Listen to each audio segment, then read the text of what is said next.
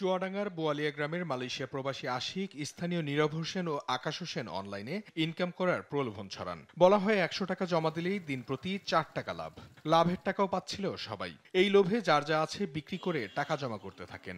১০ থেকে ১২ কোটি টাকা জমা হবার পর বন্ধ হয়ে যায় সাইটটি। ধার করে পারেন, সুদের উপর দিনে পারেন, আরাম করে নিয়ে এরা ইনভেস্টটা করেছে। করার পরে কালকে রাত ১২টার পর থেকে হঠাৎ করে এই সাইটটা উদা হয়ে মনে করেন যে আজকে বোয়ালি গ্রামের ছেলেপিলে সব দেউলিয়া। আমার টোটালে ১৩,০০০ টাকা, আর পরে রেফার করা হয়েছে কটা, এই যে ১৮,০০০ টাকা মতো ইনভেস্ট করে। হ্যাঁ, ইনকাম হাতে গুনে ৩-৪ জন, মানে সেই রকম নাই। আসলটা ওইটা হয়তো কিছু পয়সা সেটাও তো আর রাখতে পারেনি, খরচ করে ফেলেছে। চক্রটি হোয়াটসঅ্যাপ গ্রুপ খুলে অবৈধ এই প্রক্রিয়া নিয়ন্ত্রণ করত।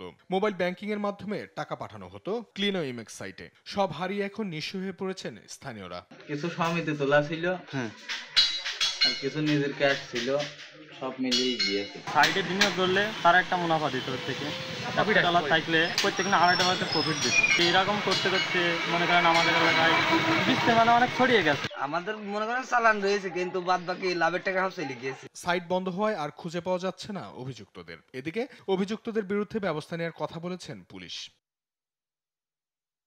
আমি পাঠাইছি আমার ওখানকার সংশ্লিষ্ট ওসিকে পাঠাইছি, সার্কেলকে বলছি এটা এই যে কারা কারা লিস্ট করতেছে দেখে আমাদের যদি আইনগত কাঠামোর মধ্যে পড়ে আমরা অবশ্যই ব্যবস্থা নিব। দ্রুত অপরাধীদের আইনের আওতায় আনা ও টাকা ফেরত দেওয়ার দাবি জানিয়েছেন ভুক্তভোগীরা।